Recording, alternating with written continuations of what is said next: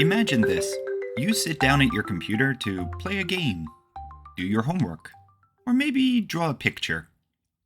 You grab your mouse and move it across the desk. The cursor glides smoothly on the screen, following your every move. Easy, right? Now, imagine trying to use an old computer mouse from the 1980s. Inside it, a tiny rubber ball that rolls when you move it. If dust or crumbs get inside, and they always do, the ball starts to stick. The cursor jumps all over the screen, and you have to flip the mouse over, twist open the bottom, and clean the little rollers with a cotton swab. That was life before the optical mouse, when your cursor's smooth glide depended on how clean your mouse's belly was.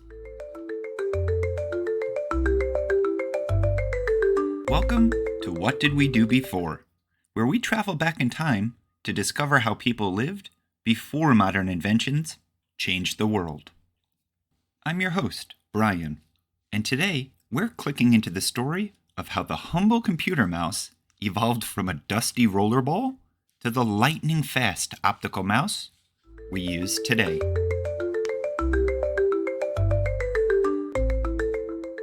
Before the optical mouse, using a computer was a very different experience. The first mouse was invented in 1964 by a man named Douglas Engelbart. It wasn't fancy, just a wooden block with two wheels and a cord sticking out. People thought it looked strange, so they called it a mouse, because of the tail-like wire. As computers became more common in homes and offices, so did the mouse. By the 1980s and 1990s, nearly every computer came with a mechanical mouse, the kind with the rubber ball inside. The ball rolled on your desk, spinning two tiny rollers that told the computer which way to move the pointer. It worked, but not perfectly. Dust, crumbs, and even pet hair could clog the rollers. You had to clean your mouse often, or your cursor would freeze, jump, or refuse to move at all. People kept paper towels and rubbing alcohol right next to their keyboards, just to keep their mouse working.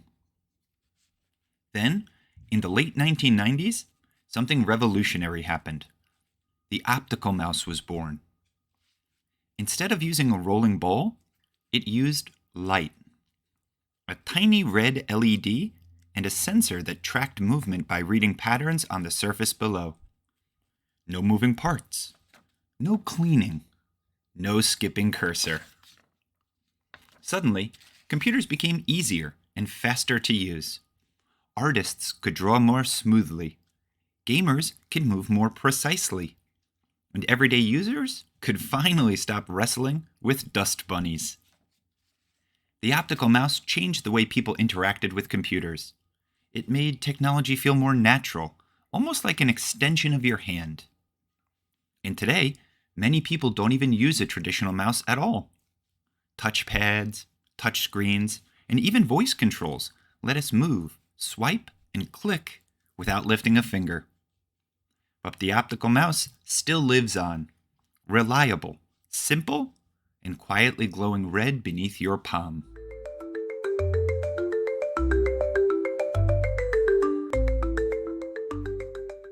Before the optical mouse, computers were clunky, messy, and sometimes downright frustrating. Now, we expect smooth, instant movement without thinking twice about how it works. It's a good reminder that every click we make today comes from decades of invention, trial, and a lot of cleaning. Now that we've heard about the history of the mouse till its current state, here's a question for you to ponder. What invention do you think we'll use after the mouse? Something even easier or cooler? I think I'd love to see eye-tracking technology. You just look and think and click.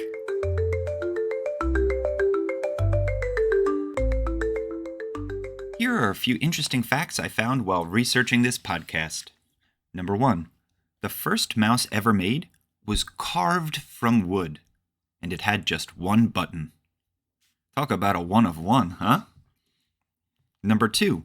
Early computer mice only worked on special mouse pads because normal desks were too uneven and the mouse couldn't register movements precisely.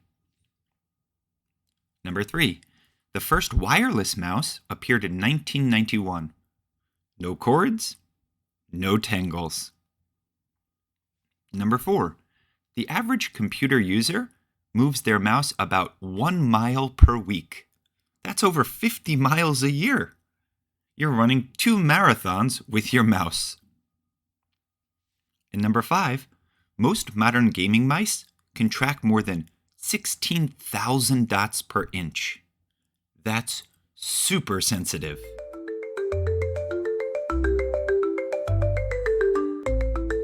Before we wrap things up on what did we do before? Here's a little gaming joke for you. Why do all elephants prefer console games? Because they're afraid of the mouse. Next time on What Did We Do Before? We're heading outdoors to face the bright side of history. How did people protect their eyes before sunglasses were invented? From squinting sailors to smoky quartz goggles, it's a story that'll make you look at sunshine in a whole new way.